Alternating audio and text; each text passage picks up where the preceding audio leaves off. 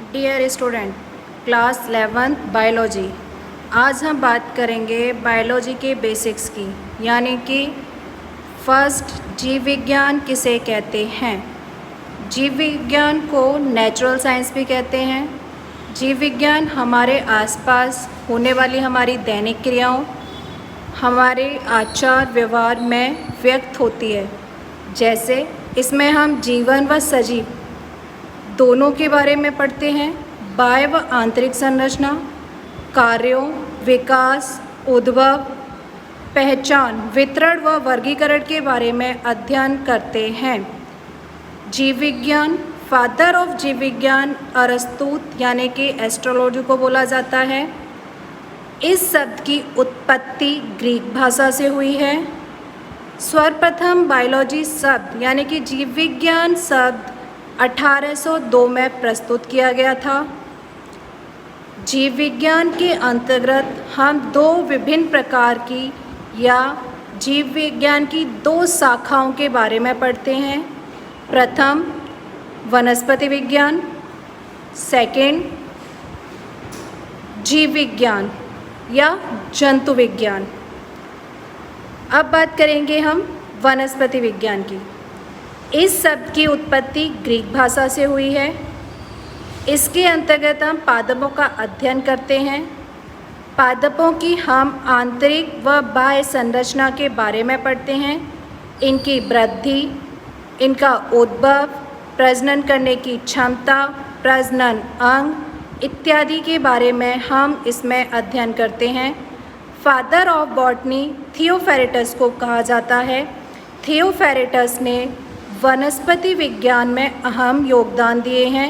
इन्होंने प्रजनन अंगों के बारे में विस्तृत रूप से व्यक्त किया था। अब बात करते हैं इसके सेकंड भाग यानी कि जंतु विज्ञान या जीव विज्ञान।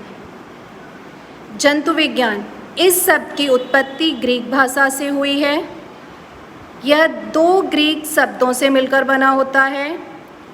जंतु जीव प्लस लोगस यानी कि जीवों में जान, ये दोनों शब्द जो होते हैं वो ग्रीक शब्द कहलाते हैं। और इन दो ग्रीक शब्दों के जुड़ने से एक नए शब्द की उत्पत्ति होती है जिसे हम जंतु विज्ञान कहते हैं। इस विज्ञान के अंतर्गत हम जंतुओं का अध्ययन करते हैं। जंतुओं की आंतरिक संरचना व बाह्य संरचना दोनों का अध्ययन करते हैं। आंतरिक संरचना फॉर एग्जाम्पल पाचन तंत्र, लंग्स, किडनी, होने वाले रुधिर के परिवहन, हृदय, अंग व अंग तंत्रों का अध्ययन करते हैं। तथा बाह्य संरचना में हम इसके बाह्य स्ट्रक्चर का अध्ययन करते हैं।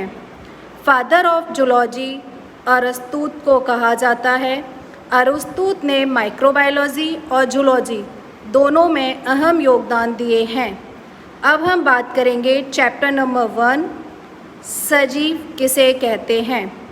सजीव जो श्वसन की क्रिया करते हैं, हलन चलन करते हैं, रचनात्मक व क्रियात्मक इकाई होती है जो प्रजनन कर अपने समान नए जीव की उत्पत्ति कर सकता है, उसे हम सजीव कहते हैं। सजीव फॉर एग्जाम्पल पेड़ पौधे, मानव, अन्य जीव, जंतु। अब बात करते हैं हम मानव की। मानव जो होता है सजीव किस प्रकार से होता है। मानव यानी कि हम जो रेस्पिरेशन की क्रिया करते हैं, श्वसन की क्रिया, सांस का अंदर लेना व बाहर निकालना, हलन चलन एक स्थान से दूसरे स्थान हम पैरों की सहायता से चलन की क्रिया करते हैं। रचनात्मक यानी कि हमारा माइंड कैपेबिलिटी, हम अपने दिमाग के द्वारा रचनात्मक क्रियाएं व क्रियात्मक यानी कि हमारे अंदर पाए जाने वाले अंग व अंगतंत्र क्रियात्मक इकाई होते हैं जो प्रजनन कर अपने समान नए जीव की उत्पत्ति कर सकता है। यानी कि मानव में पाए जाने वाले नर व मादा दोनों प्रजनन अंग एक नए सजीव की उत्पत्ति करने में सहायक होते हैं, इसीलिए उसे सजीव कहते हैं। Thank you.